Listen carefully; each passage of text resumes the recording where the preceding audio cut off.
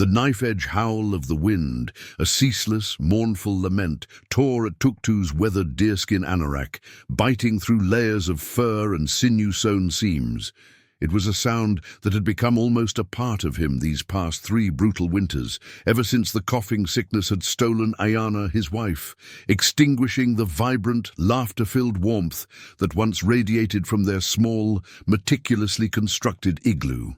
Now, only the sputtering, greasy flame of their whale oil lamp cast dancing shadows on the small, sleeping face of his son, Aniak, a fragile flicker of hope in Tuktu's otherwise desolate world. Every day was a relentless, bone-wearying struggle for survival, a testament to the silent vow he'd made to Anna to protect their child, no matter the cost. He moved with the almost silent predatory grace of a seasoned hunter, his eyes perpetually narrowed against the stinging wind-whipped snow, constantly scanning the endless horizon for the telltale shimmer of a seal's breathing hole or the fleeting, ghost-like silhouette of caribou. Yet beneath the stoic, unreadable facade he presented to the world, a heavy, ice-cold stone seemed permanently lodged in his chest, a constant ache of grief and solitude. The village, his people, once a tightly woven tapestry of mutual support and shared burdens, now felt fragmented, each family retreating into its own desperate fight against the encroaching famine. Whispers of a brutal, unforgiving winter yet to come, more severe than any elder could recall, circulated like the freezing air, testing the very spirit, the very essence of their community. Tuktu remembered the ancient vows, the unbreakable bonds forged over generations of shared hardship, the sacred pacts that defined their existence. But in the face of dwindling food, gnawing fear, and the raw instinct for self-preservation, even the most cherished promises seemed to fray, dissolving like frost in the rare, weak sun. A relentless, gnawing hunger had become an unwelcome, ever-present guest in every Inuit igloo, tightening its grip with each passing day. The cached reserves of dried meat and precious blubber, meticulously gathered during the brief summer, dwindled at an alarming rate, each meager portion measured out with increasing despair and whispered prayers. The sea ice, typically a reliable and abundant hunting ground, was treacherous and unnaturally thin this season, its surface pocked with unpredictable cracks and shifting flows, making the vital seal hunt a perilous, often fruitless endeavor. A palpable tension, thick and heavy, like the gathering storm clouds, hung over the small community, manifesting in hushed conversations, guarded glances, and the strained silence during communal meals. Akna, her face a roadmap of ancient wisdom, etched with the deep lines of countless unforgiving winters, was the most revered midwife in the entire region. Her hands, calloused and strong, had guided countless new lives into the world, and her encyclopedic knowledge of healing herbs and traditional remedies was unmatched. Yet even Akna's usual calm demeanor, a pillar of strength for generations, was now overshadowed by a growing, profound concern. A breathless runner had arrived from a distant, smaller camp, pleading for her immediate, life-saving help. A young woman there, in the throes of a long, complicated birth, was fading fast. Akna knew the journey would be arduous, fraught with the very real risks of sudden blizzards, hidden ice fissures, and ravenous wolves. But the devotion to life pulsed stronger within her than any personal fear or weariness. She had sought aid from the younger, stronger hunters, men she had known since their own births, their faces, normally open and cooperative, now clouded with a strange, almost fearful detachment. Their excuses were vague, their eyes avoiding hers, filled with a desperate unspoken calculus. The survival of their own immediate families was the silent, absolute priority. The idea of venturing miles across the treacherous ice for a struggling woman in another less fortunate camp was deemed an imprudent, even dangerous waste of precious, life-sustaining energy. Akna felt a cold knot tighten in her gut, a realization that stung sharper than the Arctic air. The solidarity that was the very foundation of their people, The unspoken pact of mutual aid and shared burden felt like it was crumbling, dissolving under the relentless, crushing weight of communal despair and individual desperation. Wrapped tightly in her warmest, thickest caribou furs, Akna stepped out into the biting, razor-sharp wind, the vast, unbroken white expanse stretching endlessly and indifferently before her. The snow lay deep, a soft, treacherous blanket, and each laborious, energy-sapping step was a testament to her unwavering will, a silent prayer for the life she hoped to save. Hours blurred into a timeless struggle against the unyielding elements. The sun, a pale, anemic disk in the frigid sky, slowly dipped below the distant horizon, plunging the world into the deep, eerie purple twilight of the Arctic winter. The cold intensified, a relentless, pervasive force that seemed to pierce directly through layers of fur and skin, chilling her to the very core of her bones.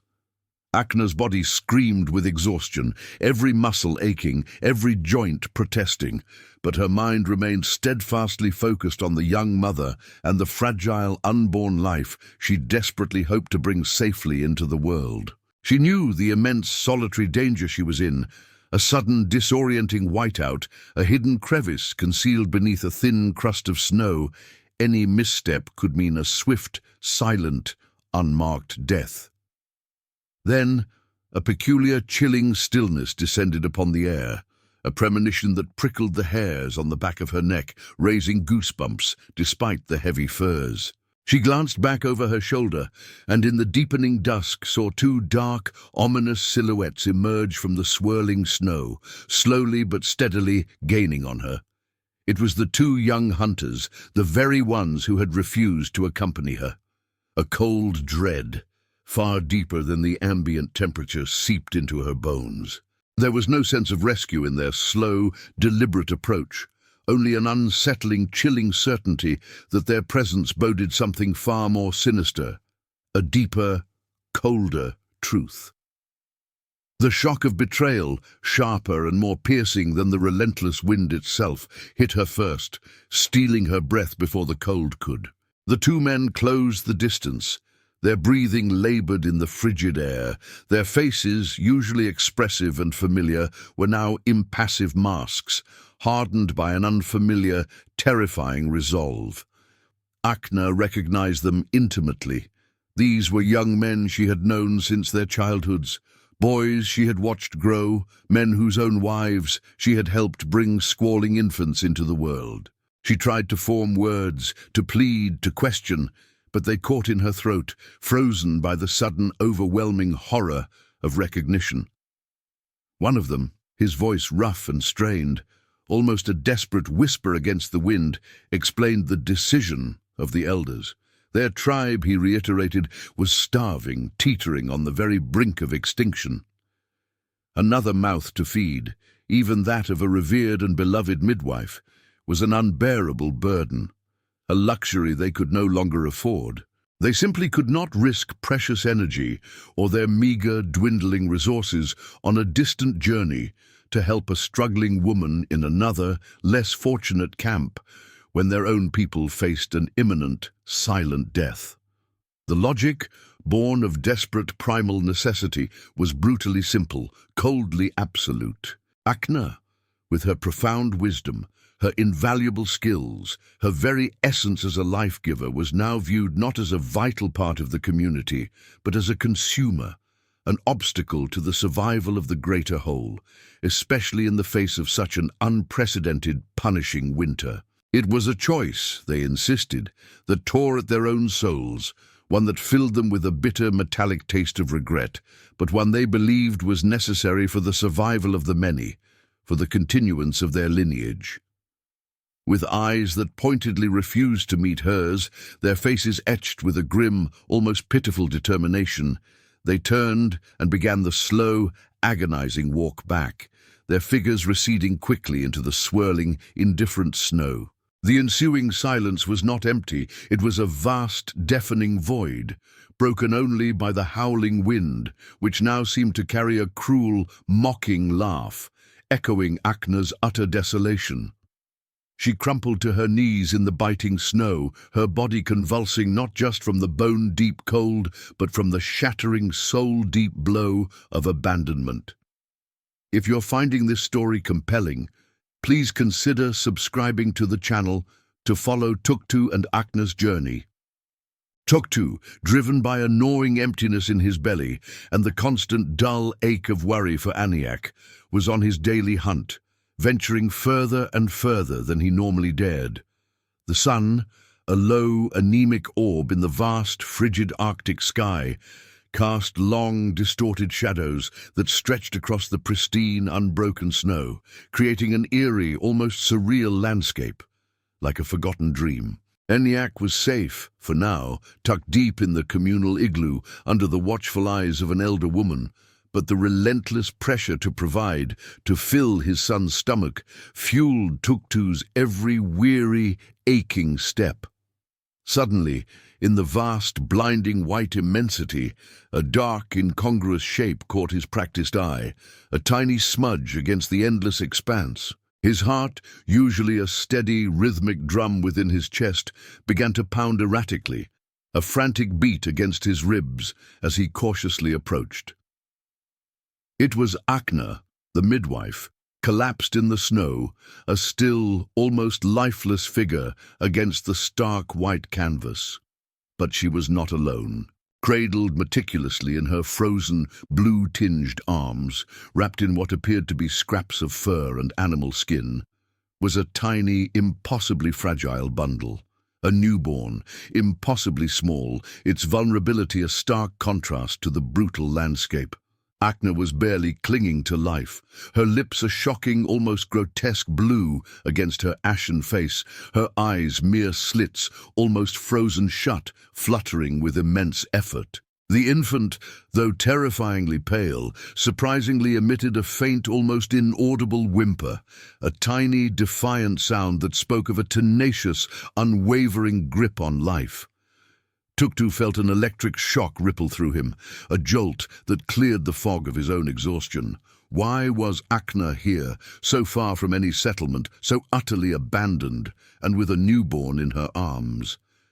The scene was surreal, a stark, heartbreaking tableau of life and death intertwined amidst the frozen, indifferent immensity.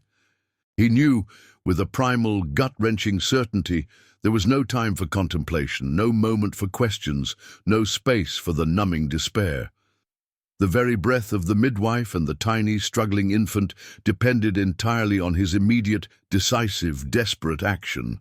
Without a moment's hesitation, fueled by an instinct stronger than logic, he surged forward, his own exhaustion momentarily forgotten. With a surge of strength born from pure desperation and an unbidden sense of responsibility, a primal need to defy the cold indifference of the tundra, Tuktu, carefully, almost reverently, lifted Akna and the fragile baby.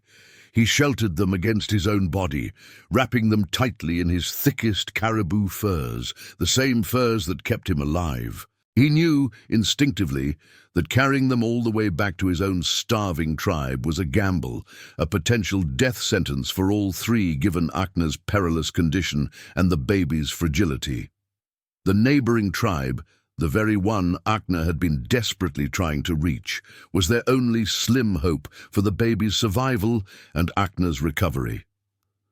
The journey felt endless, each heavy, aching step a grueling, silent battle against the biting wind and the unforgiving, uneven terrain. He found a shallow, wind-scoured depression in the snow, a meager shelter from the relentless, soul-numbing gusts.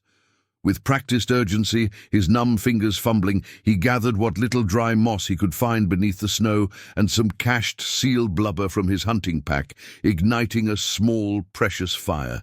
Its defiant, flickering warmth was a beacon in the vast cold, a fragile shield against the encroaching darkness. He cradled the tiny infant close, its delicate, surprisingly warm weight a profound comfort, a soft anchor in the chaos. Then he focused on Akna. his brow furrowed with concern, gently chafing her icy limbs, whispering low, guttural words of encouragement that were largely lost to the wind, but intended to reach her fading consciousness, to pull her back from the edge. The baby, nestled against him, let out another feeble, reedy whimper, a fragile sound that resonated profoundly in the vast silence, a powerful proof of life, clinging fiercely to existence. Tuktu felt an instant, overwhelming connection to the small creature, a recognition of something lost and now impossibly found. It was like holding a tiny, precious piece of hope in his calloused hands, a shimmering fragment of the future he thought he had utterly lost with Akna. The unexpected, sudden rekindling of his paternal instincts, even if fleeting, stirred something deep within his long-numbed, frozen heart, a warmth he hadn't felt in years. Slowly, agonizingly, Akna's eyelids fluttered, then her eyes, glazed with exhaustion and cold, finally opened, revealing a faint, distant gleam in their depths. Her gaze first found Tuktu's face, then slowly shifted, with immense effort, to the small, bundled form nestled securely in his arms. Her voice, a raspy whisper that seemed to defy the frozen air, thin and brittle like cracking ice, finally broke the profound silence. She spoke of the unthinkable truth. Her own tribe, the people she had served faithfully for a lifetime, had abandoned her. She had been deemed an expendable burden, another mouth that their dwindling precious resources simply could not sustain through this brutal winter. The elders, in a desperate, horrifying gamble for their collective survival, had made the brutal, chilling decision to leave her to the mercies of the ice, a silent, pragmatic sacrifice, ensuring she wouldn't further deplete their already meager stores. The infant she now clutched, a testament to her unyielding spirit and her profound devotion, was not from her village, but from the neighboring camp. A miracle baby born from a difficult, harrowing delivery she had presided over just hours before. Akna explained, her breath coming in shallow, ragged gasps, that the baby's young mother had passed away shortly after the birth, her strength depleted, and Akna had made a solemn, unbreakable vow to carry the fragile life back to its grieving, desperate family. This was the reason for her perilous, ill-fated journey, her final act of unwavering commitment, even as death's icy grip tightened relentlessly around her own failing body. Tuktu listened, a cold dread and profound sorrow washing over him, a bitterness that rivaled the Arctic wind. The unspeakable cruelty of the elders' decision to abandon Akna, a woman who had dedicated her entire life to bringing new life into the world, to easing suffering, was a stark, brutal reminder of the harsh, unforgiving realities of their existence. Yet it also underscored the unbreakable strength, the profound, enduring compassion, and the defiant spirit that still burned, like a faint but persistent flame, within Akna's frail, fading form. If you're finding this story compelling, please consider subscribing to the channel to follow Tuktu and Akna's journey. With a renewed, grim purpose burning in his chest, Tuktu pressed on, his tired, aching legs driven by the fragile, precious lives he now bore. He half-carried, half-supported Akna, her weight a testament to her weakness, while cradling the tiny, whimpering infant securely against his chest, shielding it from the elements. The physical toll was immense, every muscle screaming in protest, but the weight in his heart had strangely lightened. He felt an unspoken, profound kinship with Akna, a shared understanding of deep loss, the raw edges of grief, and the relentless primal will to survive against impossible odds. When they finally stumbled into the outskirts of the distant igloos, the people of the neighboring tribe emerged, their faces a complex mixture of astonishment, bewilderment, and then profound concern. They quickly took in the miraculous survival of the infant, their initial shock giving way to murmurs of awe and quiet gratitude. Akna was immediately surrounded by concerned women, her frail body carefully carried inside, wrapped in warm furs and given steaming broth. Tuktu, his voice hoarse from the cold and exhaustion, calmly and factually explained what had transpired, his words stark and unadorned.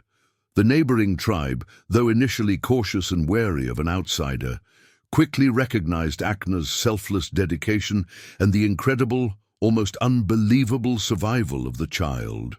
News of Akna's abandonment by her own people, a deeply unsettling and morally ambiguous act that challenged their very traditions, spread like wildfire through the small community. While they offered sanctuary and immediate care, a silent, lingering tension remained, a palpable understanding of the desperate choices that could be made in such harsh lands. Tuktu knew that returning to his own village, having defied their desperate decree, having brought back the living proof of their cruel decision, might be fraught with peril, a direct challenge to their authority. But as he looked at the resilient, blinking eyes of the little baby, its tiny fingers grasping his, and saw Akna's frail, determined breath, a quiet strength bloomed within him. He felt no shadow of regret. Weeks bled into months, each passing day a slow, arduous climb back towards life, a gradual thawing of the heart. Akna, though profoundly weakened by her ordeal, slowly, painstakingly regained her strength, her spirit ignited and fanned by the vibrant, insistent presence of the infant she had saved and the unexpected quiet kindness of Tuktu. The baby, christened Nanook, polar bear, by the grateful tribe for his remarkable resilience and defiant spirit, thrived under their collective care, his tiny, reedy cries gradually transforming into robust gurgles and joyful coos. Tuktu, by unspoken agreement and shared necessity, remained with the neighboring tribe. His decision was met with a complex tapestry of reactions. Some viewed him with suspicion, an outsider, a stark reminder of their shared struggles and the brutal choices they all faced. Others, however, gradually began to respect his unwavering courage and profound compassion, his quiet strength in the face of immense adversity. He proved his worth daily as a hunter, his skills unmatched, sharing his catches fairly and equitably, never taking more than his share. Slowly, almost imperceptibly, a fragile but genuine trust began to form, like new ice over still water. He spent countless hours with Akna, listening intently to her soft, steady voice as she shared her vast, invaluable knowledge of the land, of healing herbs, of the intricate ways of the animals, and the rich, ancient stories of their ancestors, the wisdom passed down through generations. He also found himself irresistibly drawn to Nanook, his small, warm presence a comfort, his tiny hand grasping his finger. His paternal instincts, long dormant, stirred once more, a comforting, unfamiliar warmth spreading through the long, numbed, frozen corners of his heart. He began to understand, with a clarity he hadn't possessed before, that true strength lay not merely in enduring the bitter cold alone, in isolated survival. It was in forging deep, resilient connections, in the shared warmth of communal survival, even across the artificial lines of tribal affiliation. The harsh grip of winter persisted, its icy breath still a constant threat, but within the small, warm confines of their igloos, a new sense of community was slowly, organically taking root, born from shared adversity and a singular, profound act of defiance against the cruelty of the world. As the days slowly, almost imperceptibly began to lengthen, stretching like weary limbs towards a new season, and the sun's distant, gentle embrace became less fleeting, a subtle, profound, and hopeful shift occurred. The thick, unforgiving ice began to groan and break apart with thunderous cracks and rumbles, a majestic, melodic promise of the coming spring and easier, more abundant times. The bond between Tuktu, Akna, and little Nanook had solidified into something far beyond friendship or circumstance. It was something profound, something akin to an unbreakable family, forged in the crucible of shared hardship and survival.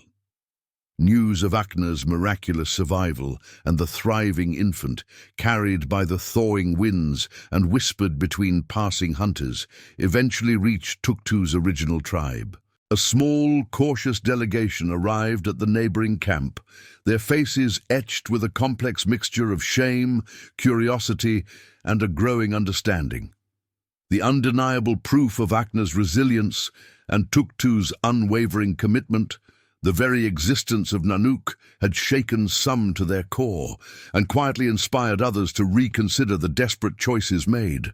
They were forced to confront a difficult, uncomfortable truth. Their desperate act of abandonment, however pragmatic it seemed at the time, had been a profound betrayal of their deepest communal values, their ancient code of compassion and mutual aid.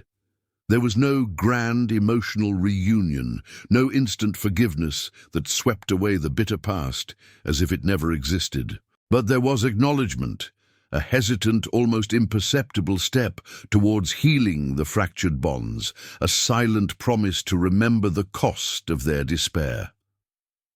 Tuktu, now a living bridge between two previously wary tribes, chose to remain with Akna and Nanook, becoming an integral, respected part of this new, evolving, more compassionate community. He understood, with a quiet certainty that settled deep in his bones, that survival was not just about enduring the brutal cold.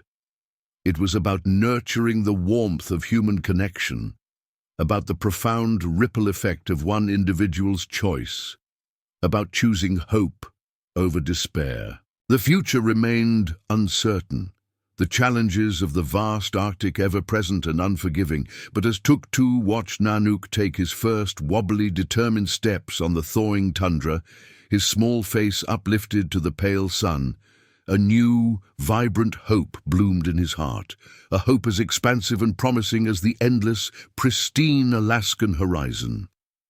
Thank you for watching The Inuit Midwife Was Left to Freeze.